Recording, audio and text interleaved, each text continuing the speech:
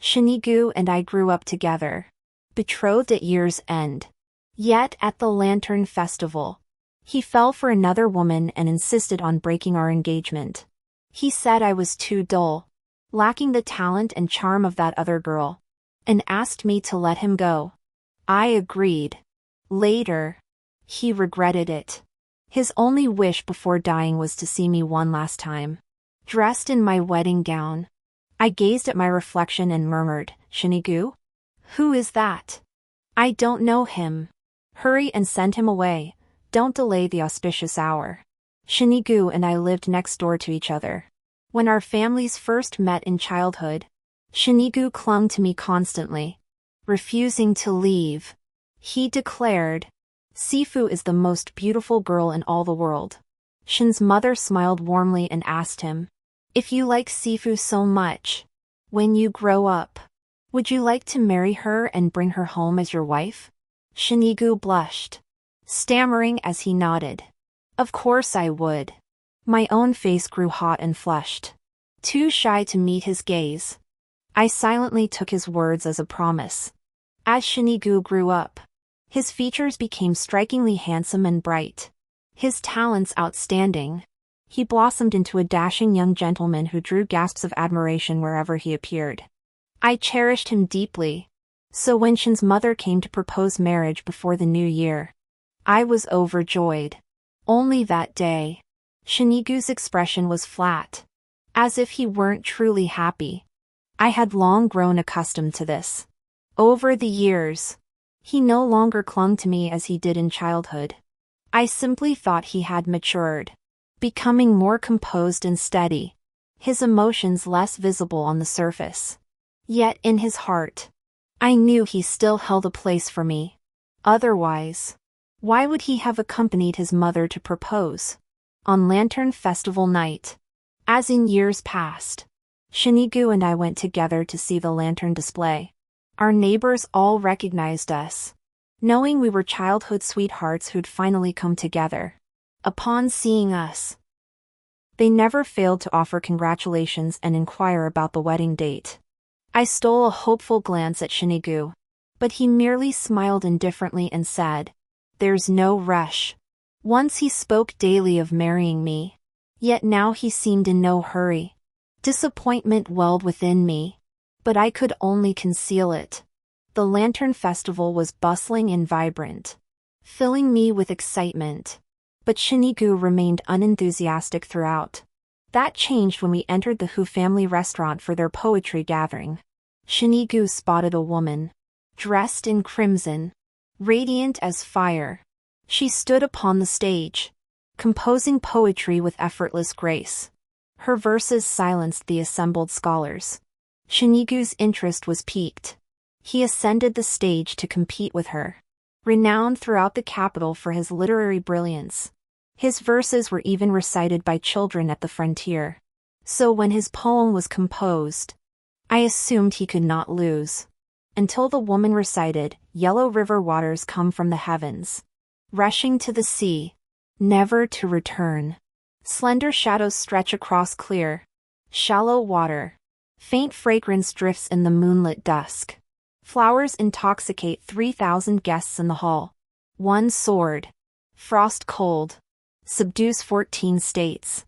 Seated below, I dissected each line, utterly bowled over by her brilliance. Never had I witnessed anyone compose such masterful, endlessly evocative verses within the fleeting span of a single tea break. And this from a woman of no renown whatsoever. Though Shinigu's own poetry was exceptional, he too was conquered by hers. He bowed to her in sincere admiration before gracefully stepping down. I had assumed Shinigu had taken the stage to win me the most beautiful lantern. So when he descended, I gently reassured him, "It's all right. I've already bought my favorite lantern." But Shinigu couldn't hear my words. Staring in awe at the woman, he exclaimed, "Truly a rare gem from Kunshin. A dazzling talent beyond compare." How could I have been unaware that such a woman existed in this world? I froze for a moment. But soon, I felt at ease.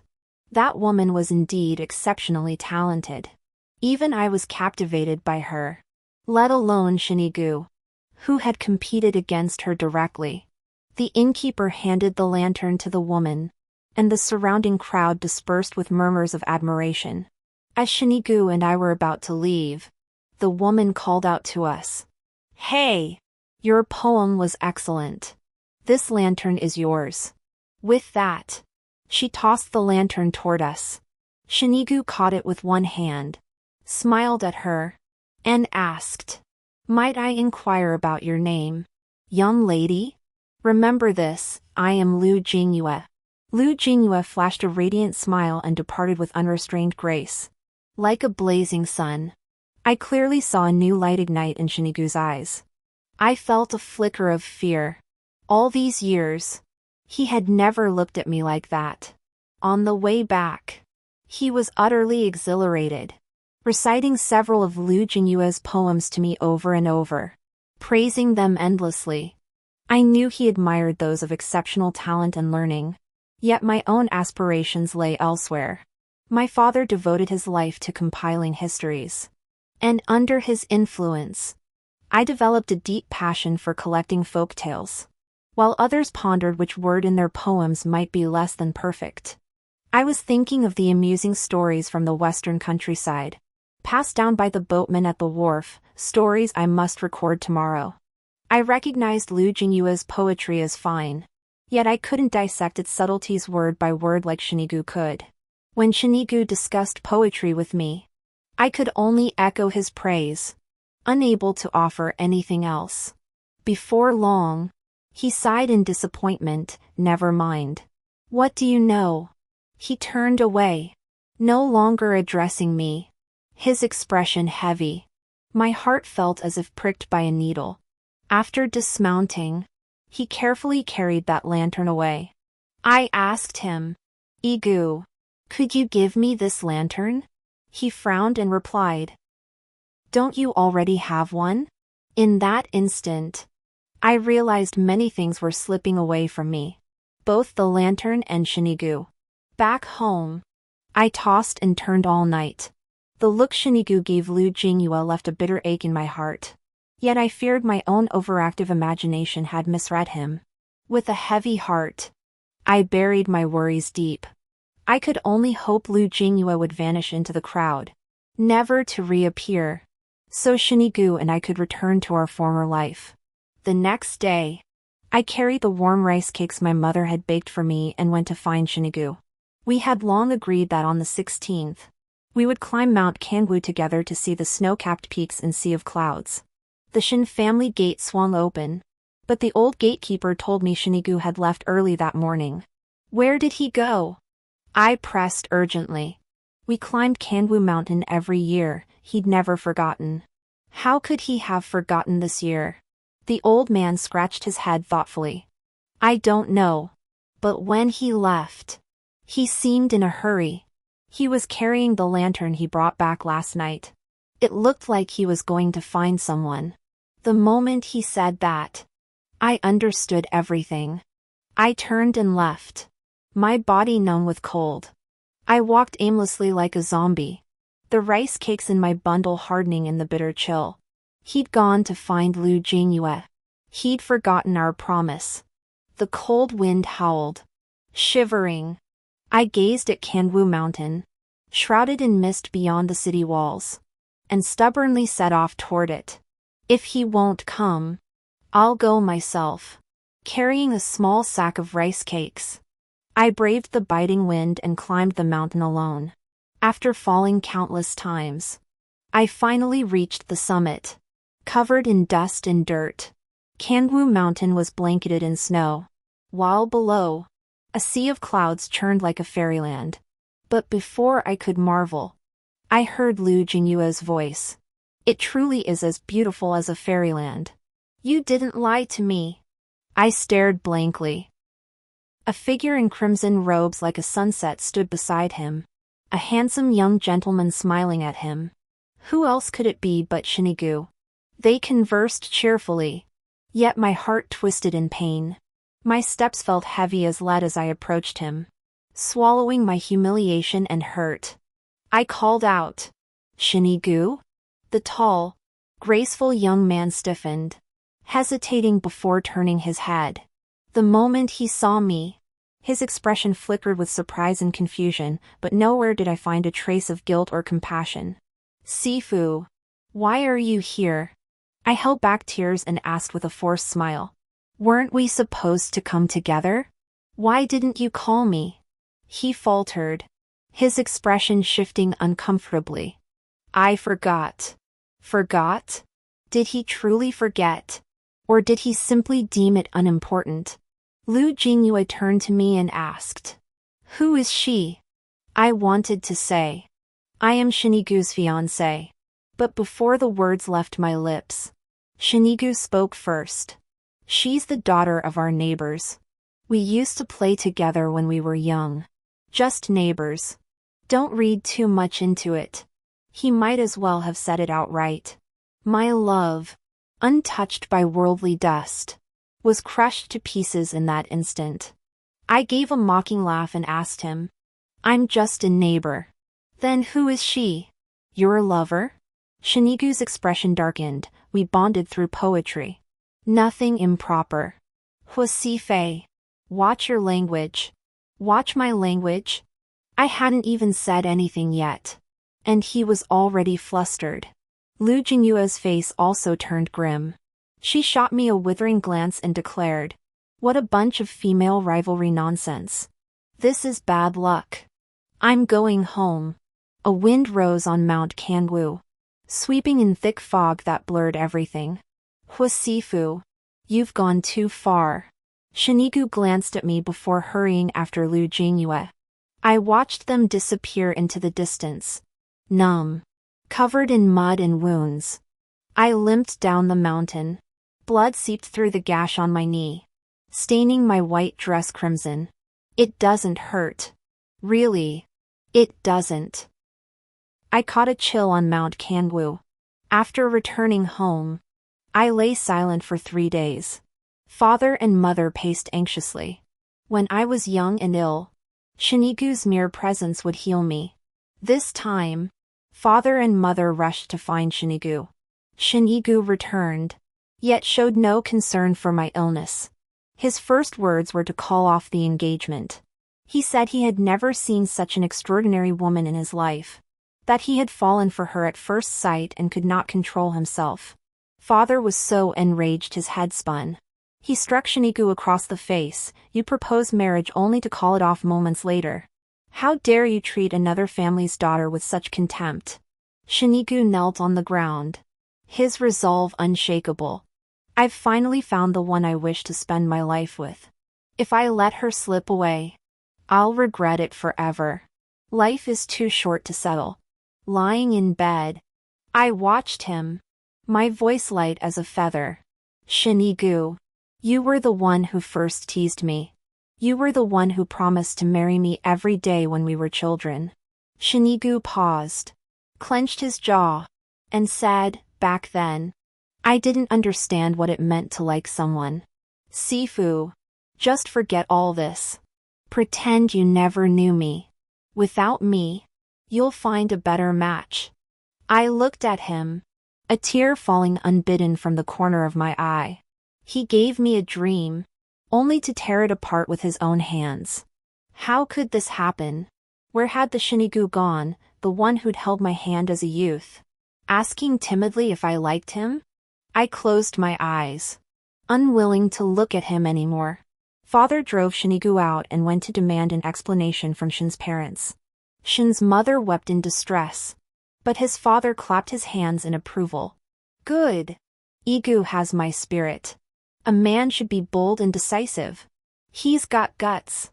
I hear that Lu Jingyue has considerable poetic talent and would be a fine match for my son. Unlike Sifu, who spends his days copying down trivial gossip he hears everywhere. My father and mother were so shocked they couldn't speak. In the end, the marriage was called off. Sitting by the bedside, my father and mother watched me cry and said, Don't be afraid. Afu. Even if you never marry, your father and mother will take care of you for the rest of your life. Mother Shin embraced me, tears streaming down her face. "My dear," she sobbed, "I've failed you. I can't bear to face you. Should you ever marry, I'll prepare a dowry as generous as your father and mother would have." After that day, she packed her belongings and returned to her family home, never to return to the Shin household. On the day Shinigu and Liu Jingyue married, only Shin's father sat upon the high hall. They felt no shame, even daring to invite me to the banquet. I declined, citing poor health. The next day, having gathered my composure, I took the bamboo slips and headed north of the city. Upon opening the door, I encountered Shinigu and his wife. I froze in surprise. Liu Jingyue glared at me and snapped, "Why are you staring at me?" Before I could respond, my doorkeeper couldn't stand it any longer and spat, "You're stealing someone's husband, and you're even more brazen than my young mistress." Liu Jingyue sneered coldly, "You were merely betrothed, a verbal agreement.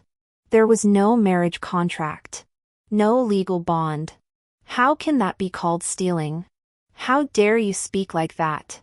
An engagement is meant to announce to the world that two families' son and daughter will become husband and wife. You." I cut the doorkeeper off. "Ignore them. Close the door. Let's go back." With that, I walked northward, cold and distant. Shinigu's voice came from beside me, "Where are you going?" I dismissed him as if he were a barking dog, paying him no mind as I quickened my pace. Faint murmurs of their conversation drifted to my ears. Damn! How rude is that girl? Could she be holding a grudge against me? Such a petty little thing, no wonder her boyfriend dumped her. It was grating. I couldn't believe such vulgar, disrespectful words could come from the mouth of a girl blessed with such poetic talent. So this was the type Shinigu preferred. After a few breaths of silence, Shinigu spoke, his tone unexpectedly tinged with remorse toward me. "Jingyue, don't speak of her like that." I thought, he must know he owes me an apology. I walked north to the city and entered the largest inn. Before Shinigu and I were betrothed, I'd met a man from the western countryside here. He told me many old stories, and we agreed that once I was less busy, I'd come back to hear more. Sadly, when I entered the inn, I couldn't find him anywhere. The waitstaff were bustling about, seemingly too busy to attend to customers. A man at the next table informed me that the renowned young general of the capital was hosting a banquet here tonight. I knew something of this man. His name was Hu Qingchen. He had distinguished himself in the recent campaign against the Hu tribes, and his striking appearance drew crowds of women lining the streets as he returned to the capital. Yet, preoccupied with matters concerning Shinigu, I had not joined the festivities. So it seems the man from the western countryside won't be coming today. I felt a pang of regret. Not far away, a crowd had gathered around a man with a thick beard who was speaking. That crown prince of the former dynasty fled to Guangzhou, boarded a ship, and headed west. They say there are tens of thousands of elite troops on the western islands. When the time is ripe, he'll march back to reclaim the throne. The crowd below the stage grew frantic. Oh no! What shall we do now? I shook my head, stepped forward, and declared sharply, "You're wrong. The former dynasty's crown prince is long dead. How could he possibly return?" Seeing this, the bearded man retorted urgently, "What could a young girl like you possibly know?" Of course I know. Many citizens of Guangzhou witnessed it with their own eyes. When the former crown prince passed through Guangzhou, local righteous men captured him, ripped open his belly, and fed him to the fish. As for your claims of him boarding ships to sail west with tens of thousands of elite troops, utter nonsense. Did you get this from the 9 Provinces Countryside collection?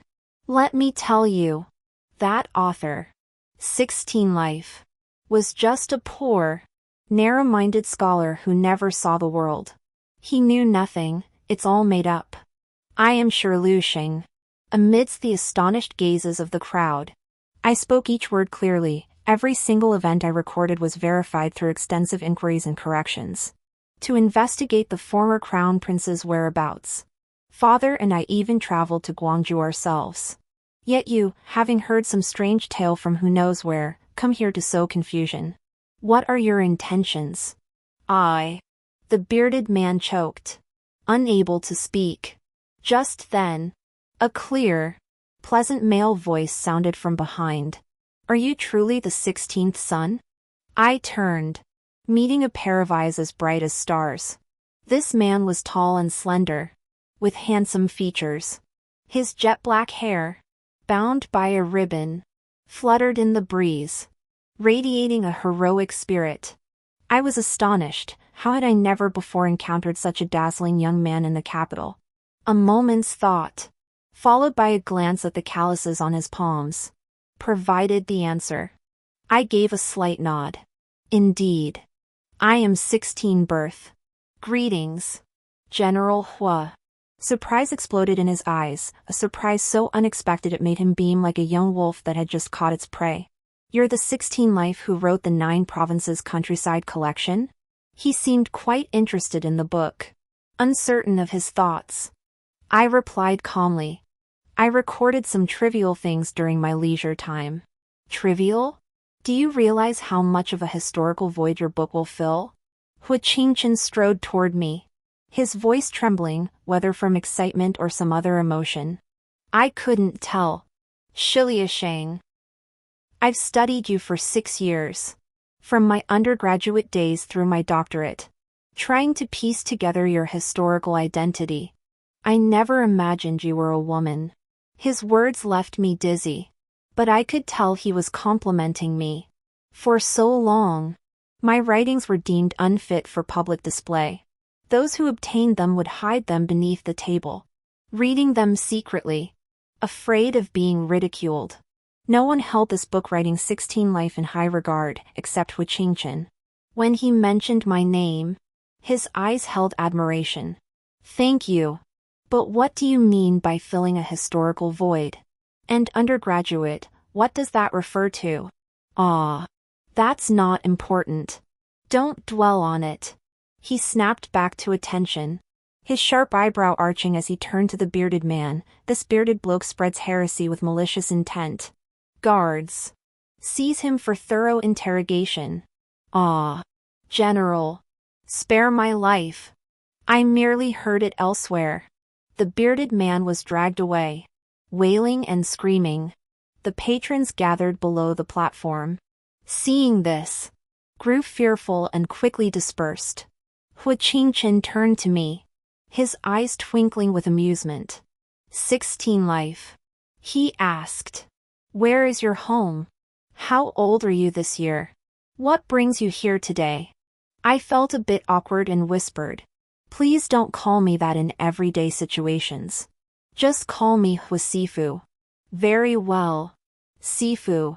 He nodded, studying me with eyes full of curiosity and tension, as if he wanted to ask something but held back. His deputy commander beside him scratched his head and asked me, Hu Sifu, are you the one who had his betrothal broken by Shinigu recently? Making it known throughout the city? Is this already common knowledge throughout the city? I froze, my face flushing crimson. Hu Qingchen's eyes widened at this. What kind of person is so blind? Seeing him grow angry, the deputy commander fell silent. He gritted his teeth, gave a cold snort, then turned to me. Sifu, don't be sad. That man was simply unworthy. A woman like you deserves the finest man in the world. Surprised by his high opinion of me, I felt a warmth in my heart. Shaking my head, I laughed softly. I'm not upset. I'll just consider it a dog bite. He paused, then smiled wryly. I knew you'd be the kind of woman to take it in stride. After a moment, as if remembering something, he suddenly asked, by the way, how did you recognize me at first glance? Could it be you came to see me the day I returned to the capital?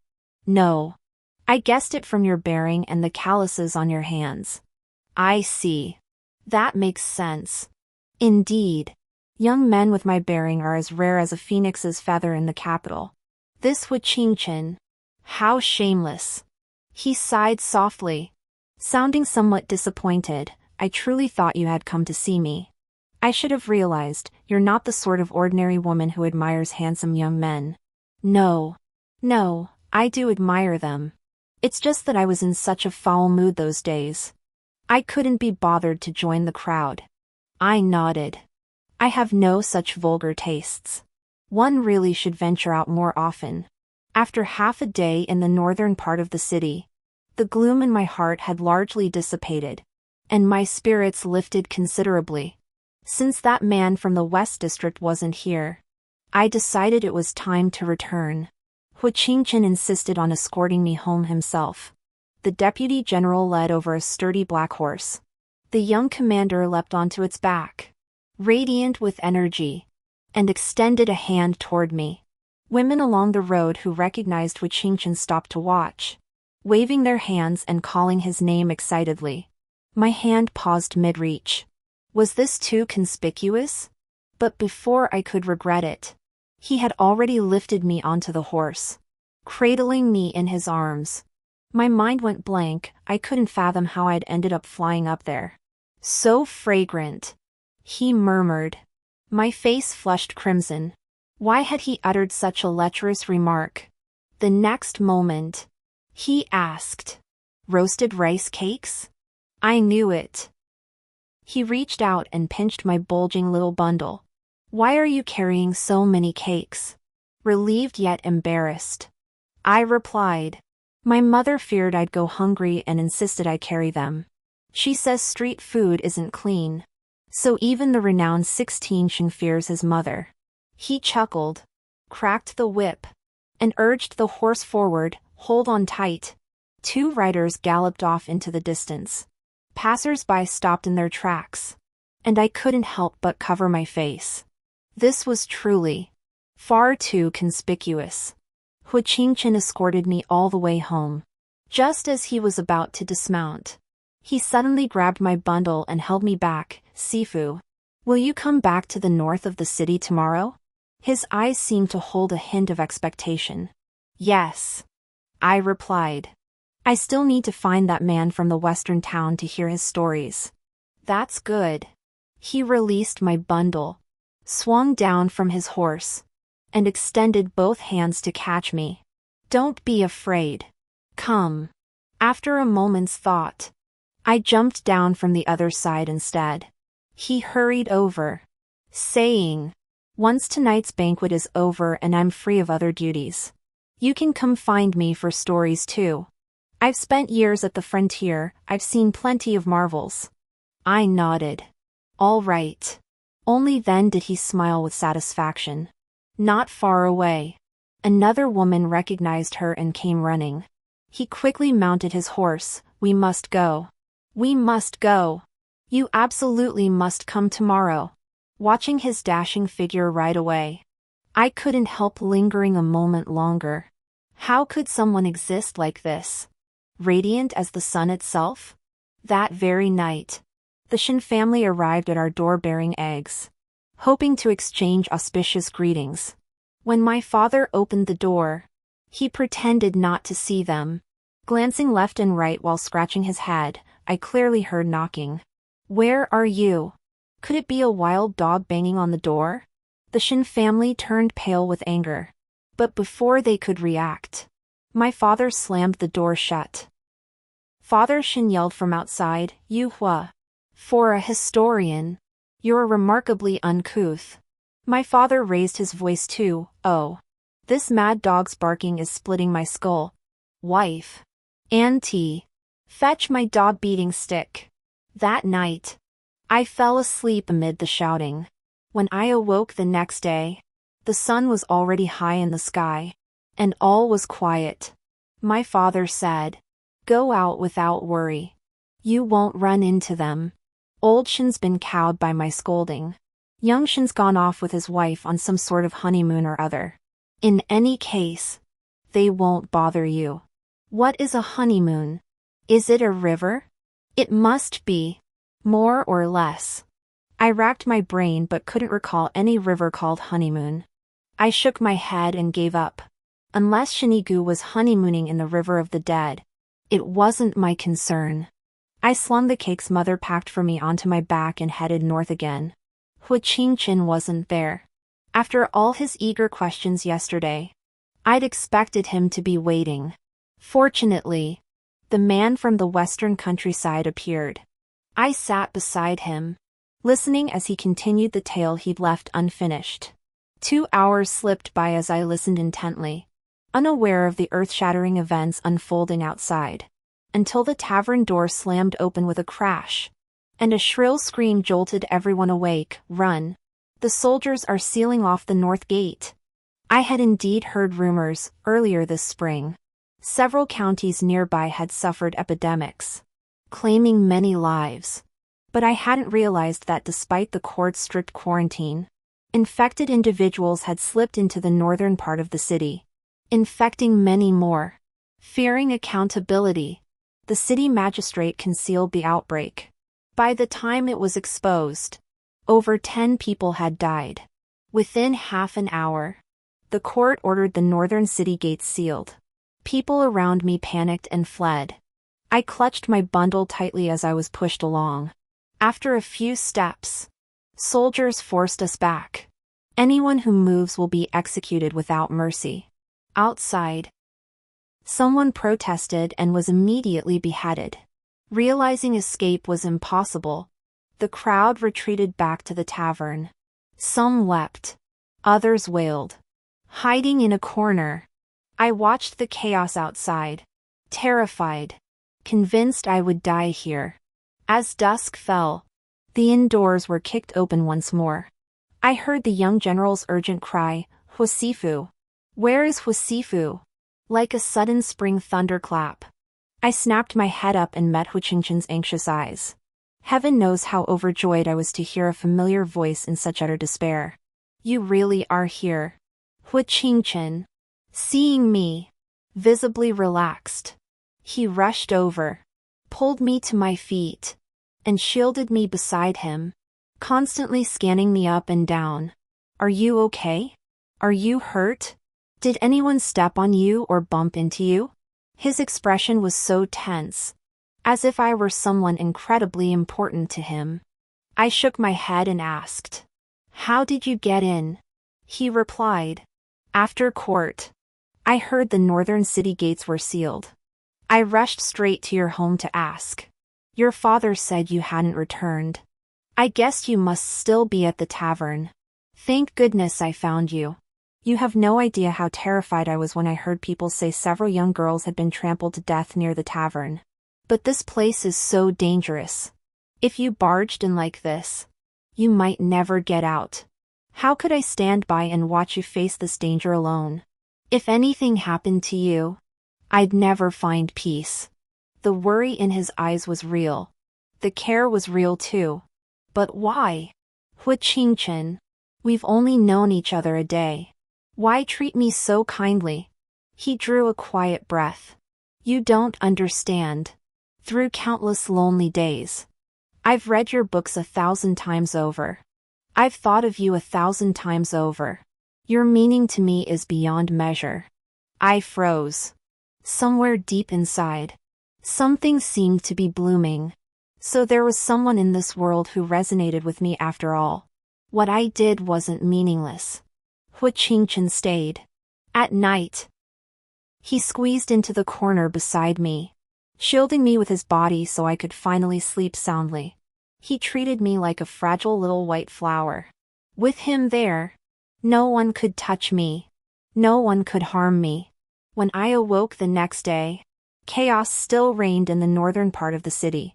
The streets were littered with discarded patients and starving people looting for food.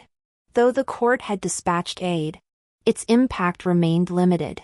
After half a day of this, I realized survival depended on self-reliance. I knew no medicine, but I'd heard accounts of epidemic control methods from various regions. Earlier, I'd hesitated to act, assuming medical officers would arrive. Now, with no officers in sight, I had to take the plunge. Desperate times call for desperate measures. General Hua. My words carry little weight. Certain matters require your personal intervention. He showed no hint of doubt, replying, "Speak freely. I shall see it done." For some reason, his words instantly filled me with resolve. Prepare a cotton cloth for each person as I instruct. Steam it with herbs like atractylodes, buplurum, and honeysuckle. Then cover their mouths and noses with it. Both infected and uninfected must wear it, changing daily. Also, boil a medicinal decoction for everyone to drink. All must partake, regardless of infection status. His eyes brightened. Is this the method recorded in the 3rd volume of your 9 Provinces Countryside collection? I froze. I hadn't even published the 3rd volume yet. How did he know? Never mind. It doesn't matter. Just get it done quickly. Oh, and use clean cotton cloths for now as a temporary measure. He nodded and hurried off. With his military background and noble title, everyone in the capital recognized him. Even if they didn't, he could make sure they did.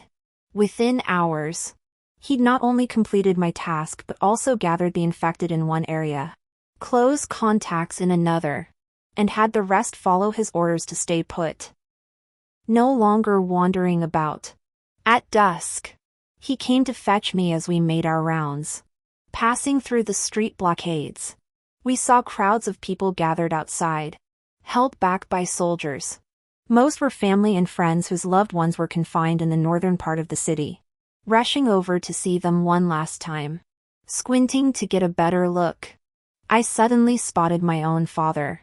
His eyes were red from crying. Clutching a large bundle, he pleaded, "Just let me in. My daughter is still inside. How can she manage alone? Once you go in, you won't be able to come out." "I won't come out. I'll go in to be with her. I beg you." Despite his pleas, the soldiers refused to let him through. I rushed forward, only to be held back by soldiers wielding long poles, with layer upon layer of barriers. There was no way out. I waved frantically and shouted, "Father! Father!" Hearing my voice, my father turned and looked at me, tears of shock and joy streaming down his face. "Sifu, how are you? Are you hungry or hurt?"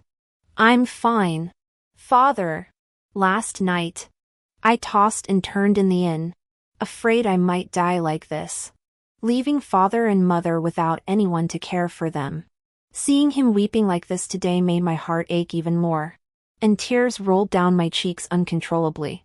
But at this moment, I had to pull myself together. I couldn't let him see me cry. Smiling, I called out, "Father, I'm fine. We've found a way to save ourselves.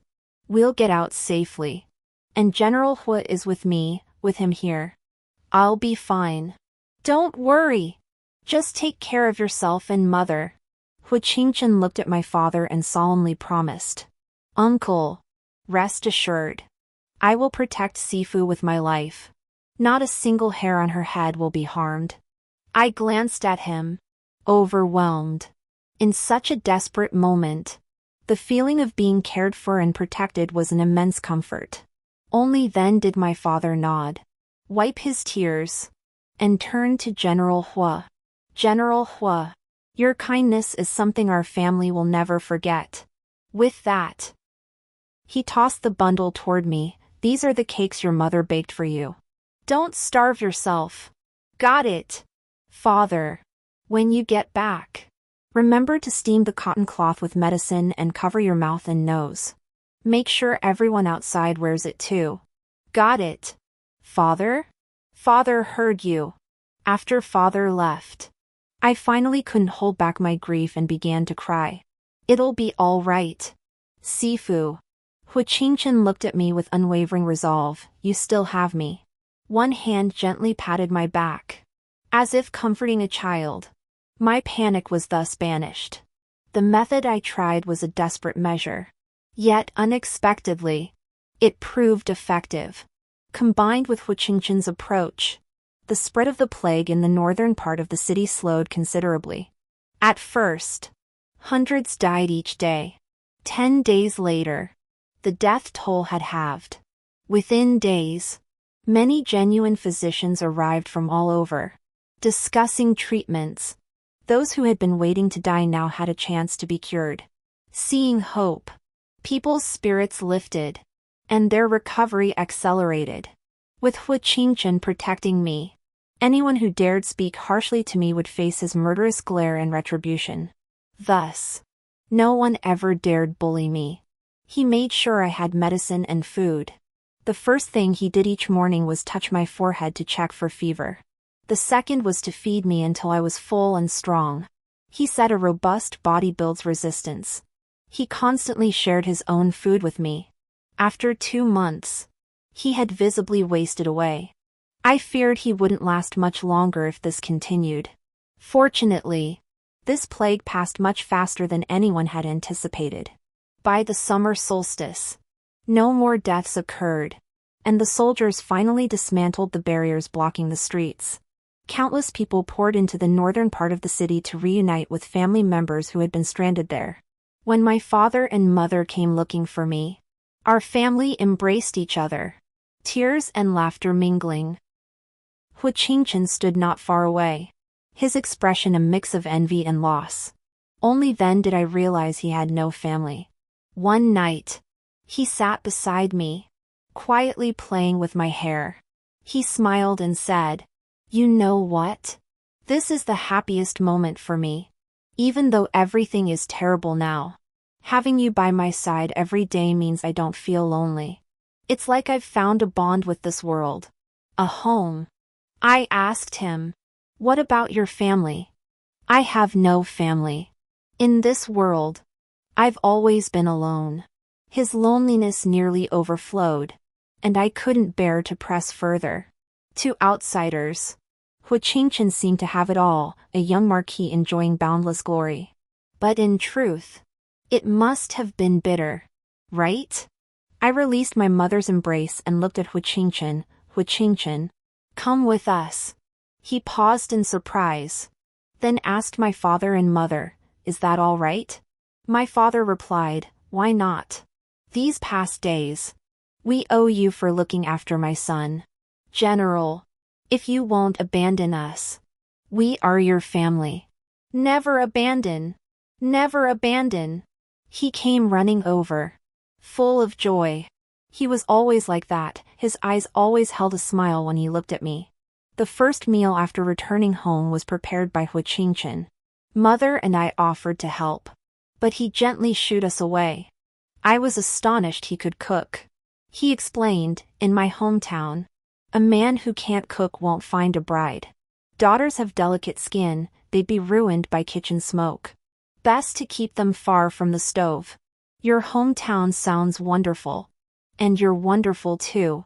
I hesitated for ages over that last line, never daring to say it aloud. For I had only just escaped danger. And that evening, many relatives shared our meal. Someone suddenly mentioned Shinigu. That Shinigu from next door has been traveling with his new bride.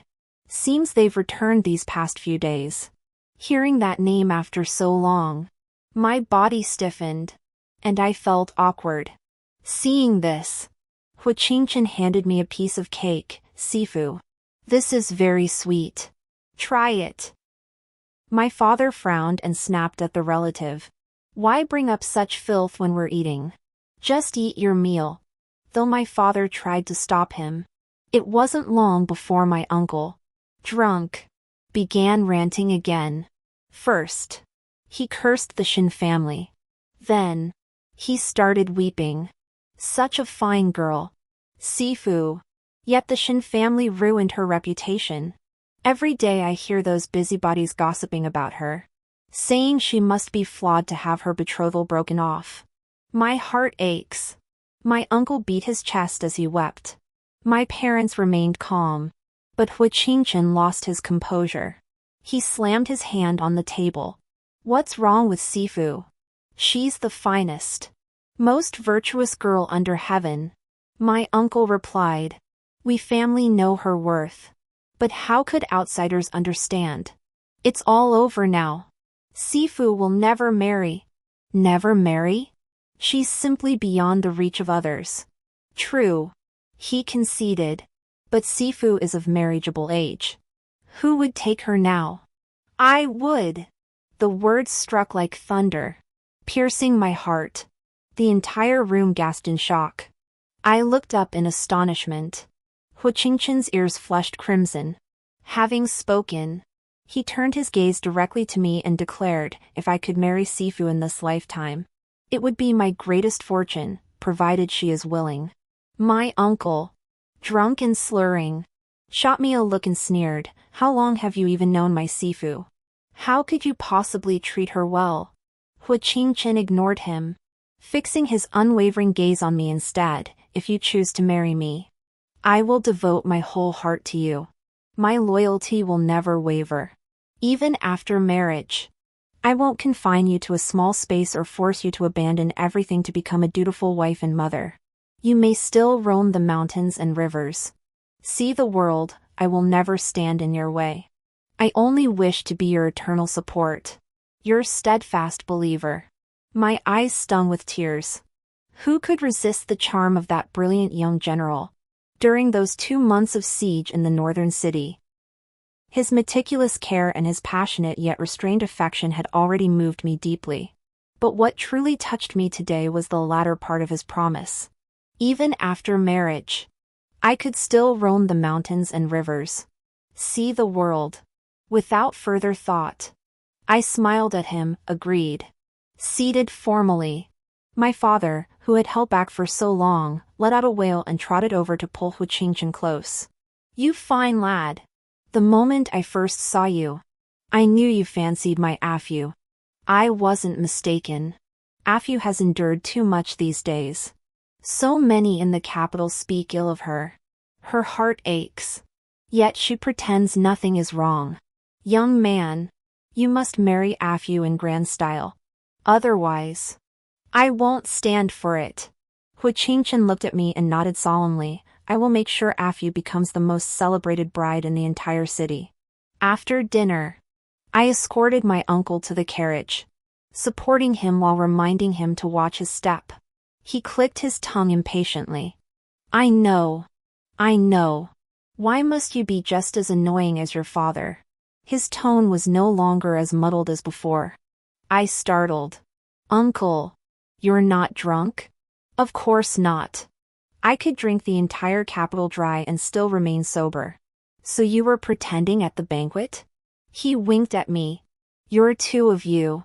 All coy and hesitant, such a ridiculous sight. I couldn't stand it. So I had to stir things up a bit. Uncle, it's the least I could do. No need to thank me. You're such a sly old fox. Hu Qingchen promised my father he'd find an elder to act as matchmaker and propose to me. But where would he find such an elder? He never told me, only assured me to be at ease. So I waited patiently. Though I no longer harbored feelings for Shinigu, encountering him still made me feel sick. Thus, after returning home, I devoted myself solely to writing and never ventured out. Yet unexpectedly, 3 days later, I crossed paths with both of them. In the preceding months, the plague had gripped the city. Households minimized outings and refrained from hosting guests. Once the epidemic subsided, the Prince of Xian took the initiative, hosting a poetry gathering at his mansion. Typically, such a high-profile event would not extend an invitation to an obscure figure like myself. Yet, due to my efforts in organizing epidemic control during the northern city lockdown, I had gained some reputation. Thus, I received an invitation from the prince's mansion. Hu Qingchen couldn't accompany me, he had to report to the palace and would arrive later. So I had no choice but to take a carriage to the mansion alone. Before I left, my mother, worried that the mansion would be filled with high-ranking officials and nobles who might look down on me, specially brought out a set of gold jewelry she herself had been reluctant to wear and gave it to me. As the carriage pulled up before the mansion gates, I nearly collided with Shinigu the moment I stepped down. Ah. Yes, he was renowned as a literary genius. So naturally he was among the invited guests. By all accounts, he should be basking in the glow of his new marriage. Yet he appeared to be struggling. His expression froze upon recognizing me, his lips parting as if to call my name. I pretended not to see him, my gaze shifting away from him coldly. He grabbed my sleeve abruptly. Fu. Must we truly be so distant now? How amusing. He was the one who told me to forget him. Now that I've done as he wished, he finds me too distant? Let go. Don't soil my clothes. I yanked my sleeve free. Fu. Shinigu was about to say more when a sharp command cut him off from behind. Shinigu. Lu Jingyue caught up swiftly, snatching Shinigu by the arm like a guard dog protecting its prey. What were you two talking about?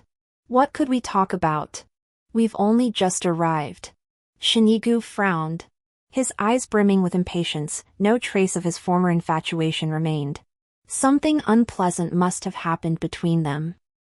But what does it matter to me? I lifted my foot to leave. Hold on. Lu Jingyue called me back, narrowing her eyes as she studied me. You can't even compose poetry. What are you doing here? All dolled up like this today? Who are you trying to seduce? I laughed in exasperation. How I dress is entirely my own business. Miss Lu, in your eyes, does a woman's slight adornment automatically mean she's trying to seduce men? She sneered, a hint of smugness in her eyes.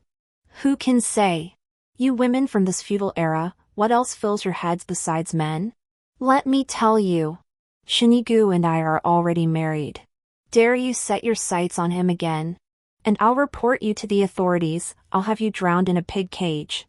I racked my brain but couldn't fathom what lunacy she was spouting. Who exactly was obsessed with snatching men? Rest assured, I have no interest in leftovers. I refused to spare them another glance and strode away. A palace attendant took the invitation and led me to the poetry gathering.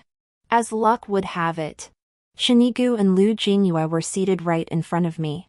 I didn't recognize anyone at the banquet. When the Prince of Xian entered, I bowed along with the others. Seating at poetry gatherings followed strict hierarchy. Mine was far back, barely allowing me to see the Prince of Xian's face. The moment I sat down, scrutinizing eyes turned my way from all directions. Who is she? Never seen her before. That's the daughter of Minister Hua. The prince invited her for her contributions in controlling the epidemic. I see. Well, she's certainly lucky. Usually, someone from such humble origins wouldn't even be allowed through the palace gates. Quite right. No wonder Mother insisted on putting that gold hairpin in my hair. It turns out the nobles really do look down on people. I lowered my head, silently fiddling with the scrolls on the table. Not far away, Lu Jingyue suddenly let out a low, cold laugh. Doesn't she feel ashamed? Everyone looks down on her. If she can't compose poetry in a moment, she'll be the laughingstock. I didn't take it to heart. Poetry wasn't my forte, and I never intended to show off anyway. Unexpectedly, I heard Shinigu murmur, instead of worrying about others, you should prepare yourself properly. Pfft. As if I needed preparation? My mind was far more advanced than theirs. I could easily crush everyone else flat. Shinigu suppressed his reaction, letting out a soft sigh. Lu Jingyue's every word dripped with arrogance.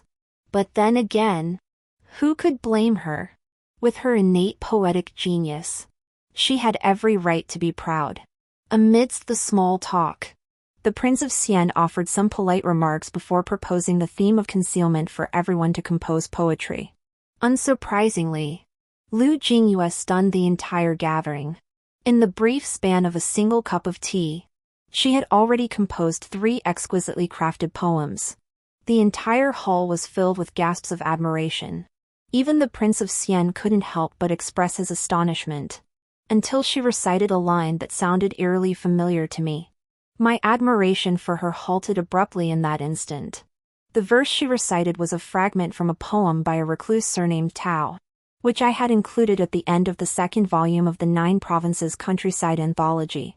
That particular poem circulated only within a small local circle. I had happened to overhear it during a visit with my father to see a friend, and had copied it down then.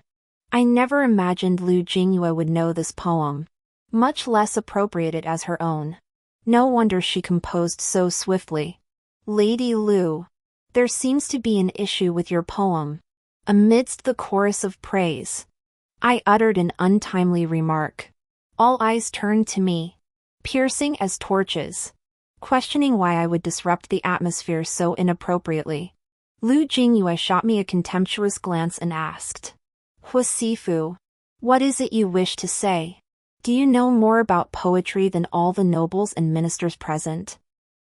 Even the prince himself?" "No," I replied. "I have no talent for poetry. I cannot compose verses, nor do I understand them." At these words, the crowd burst into laughter, bearing their malicious sneers. I spoke with deliberate clarity, but I have read many poems. For instance, the verse Miss Lu just recited, I have heard it elsewhere. The room erupted in astonishment. A flicker of panic crossed Lu Jinyue's eyes before she regained her composure. "Hua Sifu," she said, "one must present evidence when making accusations. Do you intend to slander me with mere words? You're clearly just jealous of me." As she finished, murmurs began among the others nearby. "Indeed. I've never heard Miss Lu's poetry before, nor have you." "Have you? I've heard there's some romantic entanglement between Miss Hua and Miss Lu. In my opinion, Miss Hua is just jealous of others' talent and is trying to ruin someone's reputation." I took a deep breath, feigning deafness, and called out loudly, "Has anyone here read the 9 Provinces Countryside Anthology? The proof lies in the second part." At the end of the 10th volume, another wave of commotion swept through the crowd. Lu Jingyue visibly flustered. Yet beside her, someone sneered, "The 9 Provinces Countryside Anthology? That sort of third-rate trash? We've never bothered to read it." "Exactly. That kind of book. Heh. Gentlemen, does anyone here know this book?" The questioner's eyes brimmed with scorn, as if anyone who had read it was beneath contempt. A lowly scoundrel. I felt utterly embarrassed. At that moment, a dignified and composed voice echoed from the high seat. "This prince has read it." The room fell suddenly silent, eyes turning to Prince Xian in disbelief. He shifted into a more comfortable position and remarked leisurely, "The writing is concise, and the tales it tells are full of charm. It's an excellent book to pass the time. I've only finished the first volume. As for the second, I just purchased it yesterday and haven't had a chance to read it yet." Those who had called the book trashy dared not meet his gaze. I exhaled in relief, though inexplicably, my nose suddenly stung. The Prince of Xian seemed far more agreeable to me now. "Attendant, fetch the books at once."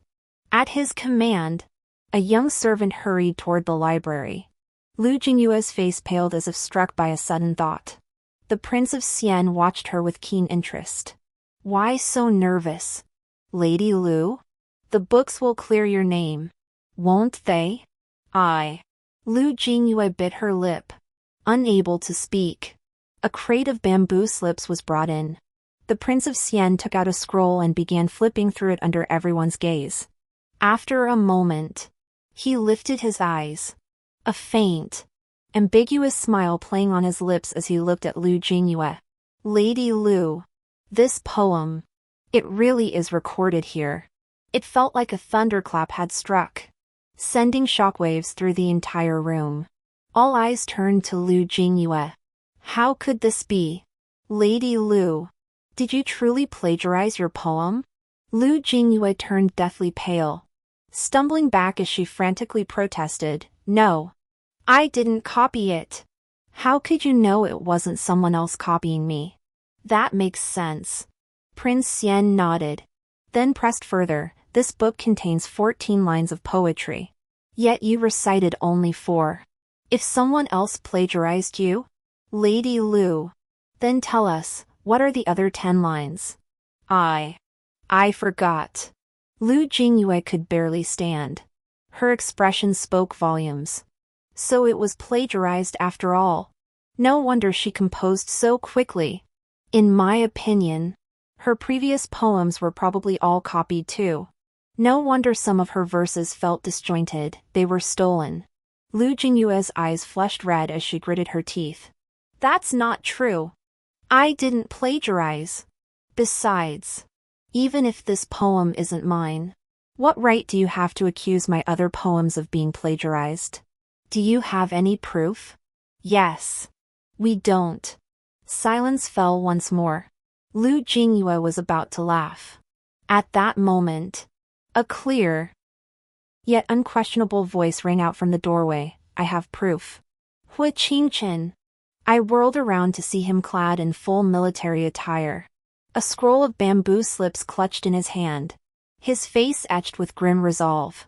Evidently, he'd come straight from the palace, without even changing his clothes. Upon seeing Hu Qingchen, the Prince of Xian rose to his feet, a rare gesture. Minister Hua. You've finally arrived. Hu Qingchen bowed with clasped hands, the bamboo scroll still in his grasp, and declared, upon leaving the palace, I came straight to the prince's residence. At the gate, I overheard that today the residence was hosting a young lady of extraordinary poetic talent, who composed several exquisite poems. Curiosity piqued. I listened to a few lines. I realized I had heard these poems before. I then asked my attendant to fetch her previous works to examine. To my astonishment, not a single one of these poems was actually written by her. Lu Jingyue stared blankly at Hu Qingchen for a long moment before regaining her senses. What nonsense are you spouting? These poems are all mine. Very well. Then why not have Lady Lu compose a few more for us to see? I guarantee, if you recite the first line, I can recite the next, and 10 times faster than you. You? Lu Jingyue seemed to grasp something, her eyes flashing with terror. Hu Qingchen flung the bamboo slips to the ground, his gaze cold as he fixed it on Lu Jingyue. Lu Jingyue, you've copied every poem by Li Bai and Du Fu. Today, you've even plagiarized Old Tao. Have you grown so arrogant you've forgotten where you are? This sentence was the final straw that broke the camel's back. Lu Jingyue collapsed onto the ground, tears streaming down her face. You're a time traveler too? Why are you doing this to me? Hu Qingchen raised an eyebrow. I don't know what you're talking about. All I know is that stealing others' work to gain fame is the act of a petty villain. Whether Lu Jingyue had plagiarized was plain for all to see. The assembled officials rose in fury, hurling curses at her. The Prince of Xian watched the spectacle for a moment before waving his hand. This woman stole another's poetry for personal gain and deceived this prince. Her crime is unforgivable. Guards, drag her away. Flog her severely and parade her through the streets. Hearing this, Lu Jingyue scrambled backward in terror, then shot Hu Qingchen a venomous glare. Why did you do this? We're both time travelers. Wouldn't it be better to stick together for mutual benefit? Hu Qingchen frowned in disgust. Wherever you are, you should stand on your own merits.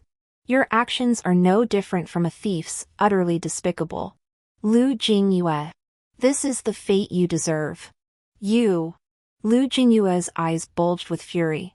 As soldiers seized her, she thrashed wildly, shrieking, Hold on.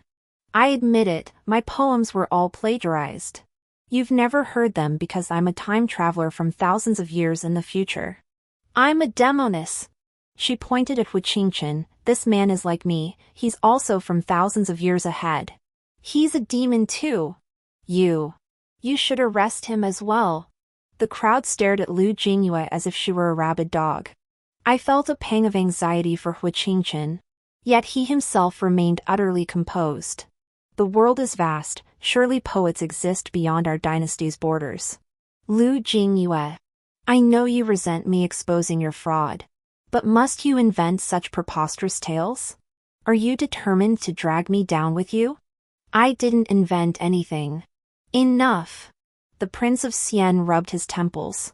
The ravings of a charlatan, how could anyone take them seriously?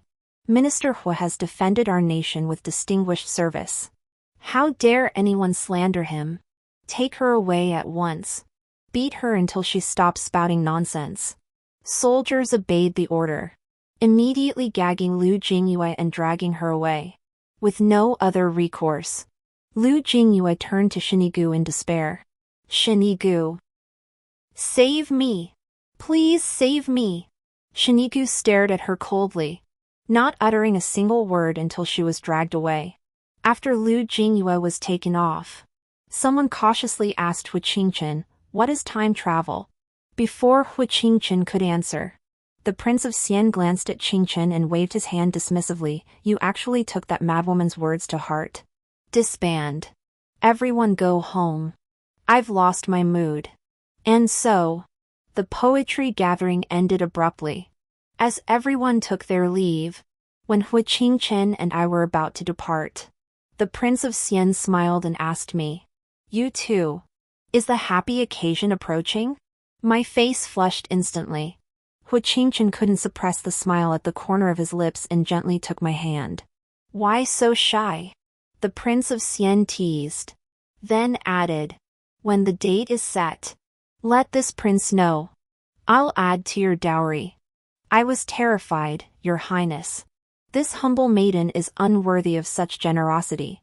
What's there to be unworthy of? I may lack many things, but wealth is not among them. He chuckled, turned, and walked away. After a few steps, he turned back, looked at me, and said meaningfully, 16 birth. Include more sensual tales in your collection. I enjoy reading them. He. It took me a moment to regain my voice, Your Highness. How did you know I'm 16 birth?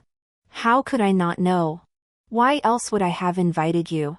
He chuckled smugly, waved his hand, and departed with effortless grace. I felt as if struck by tens of thousands of taels of silver, frozen in place, my head spinning. Hu Qingchen sighed softly, my wife is so beloved. I'm starting to feel jealous. Snapping back to reality, my face burned fiercely. Who's your wife? Isn't she? He looked at me pitifully, huh? Isn't she? Yes. Yes. Yes. Hu Qingchen gazed at me with a smile for a long time before asking, Afu, don't you have anything to ask me? Ask what? Is he really from thousands of years in the future? That's beyond my understanding. And I don't care. I only care about the present. Oh. I do have something. When will you propose? He smiled and said, I won't tell you. Earlier, I'd heard Hu Qingchen say he'd find a way to have an elder propose marriage for him. I'd wondered who he'd choose. I never imagined he'd choose the emperor.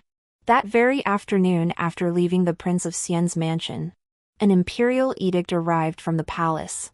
The emperor himself didn't come, but the chief eunuch arrived with the edict, accompanied by a large entourage.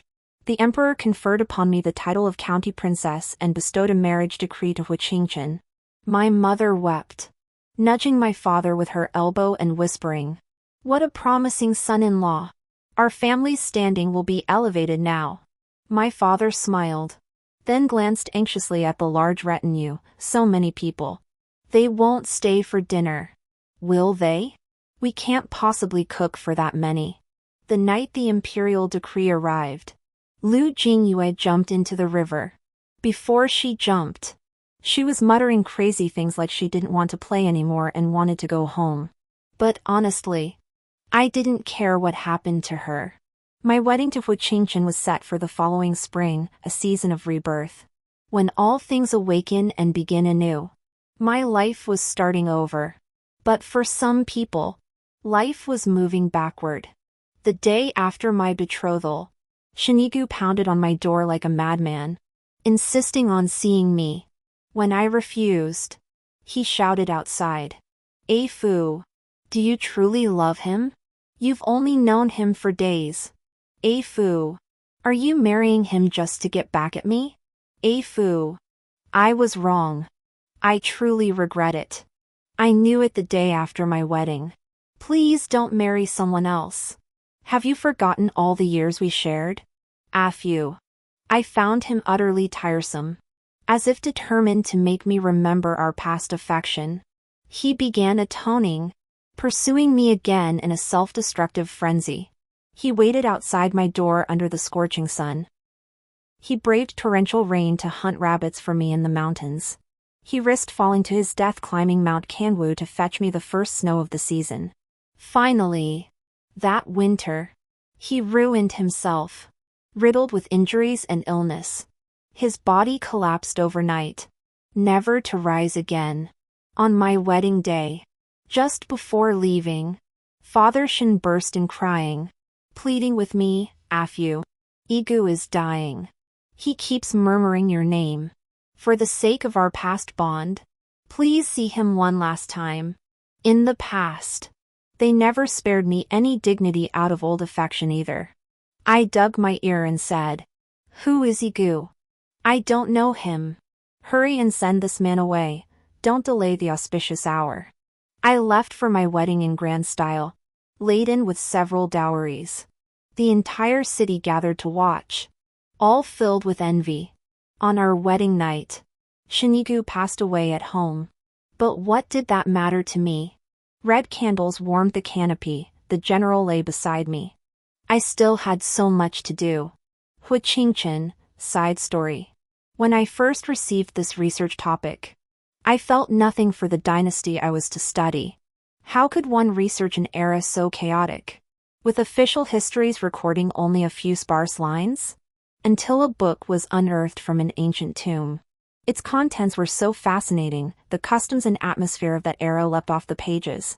Compared to dry historical texts, this book was utterly captivating. Like a novel. Or rather, it was the novel of that era. I read every page, immersing myself in the world the author had recorded. I grew curious about the author himself, setting aside his work to study the man. The more I researched, the more captivated I became by his charisma. His writings radiated humor, yet were also tender and compassionate. He himself must have embodied these qualities. Such a person should not be buried in the river of history. Yet, due to limited records, no matter how deeply I dug, I found no traces of him, unable to reconstruct his historical identity. I thought this would likely remain a lifelong regret. Until one rainy night, as I left school clutching my books, I was knocked off my feet by an oncoming electric scooter. When I awoke, I found myself on a battlefield, a nameless soldier. Fortunately, my extensive reading of historical texts had given me deep knowledge of ancient military formations. Combined with the physical fitness I'd built through daily exercise during my studies, I managed to survive. 3 years later, I was even in theft as a marquis. Yet this meant little to me. I couldn't connect with most people. I felt like a speck of dust, drifting through an empty universe. Loneliness nearly crushed me. Even when I tried to fit in, I remained an outsider, like a bystander to history, detached from the era, unable to form bonds with others. Then, in an inn, I met her, Xing. 16 years old. She was the subject of my 6-year study, my sole connection to this world. In that moment, my loneliness vanished. My soul found its anchor. No longer a stranger, my existence gained purpose. As we spent time together, I discovered she possessed even more charm than I had imagined. The young Shilia Sheng, no, I should call her Huasifu, was kind and innocent, yet uniquely different, brimming with the vitality of a wild grass. Who could not be moved? Day after day, I found myself falling for her, unable to control it. I feared losing her. In such chaotic times, anyone could vanish without warning. I held on to my only hope in this world as carefully as one might cradle a handful of bubbles. Perhaps moved by my sincerity, on the night we returned from the northern city, she nodded and agreed to marry me. I had wrestled with doubts. Was it right to love someone from the past? Later, I stopped thinking about it. So what? At worst, I'd stay behind and become ancient like her. She and I would grow old together in love, buried side by side. The end.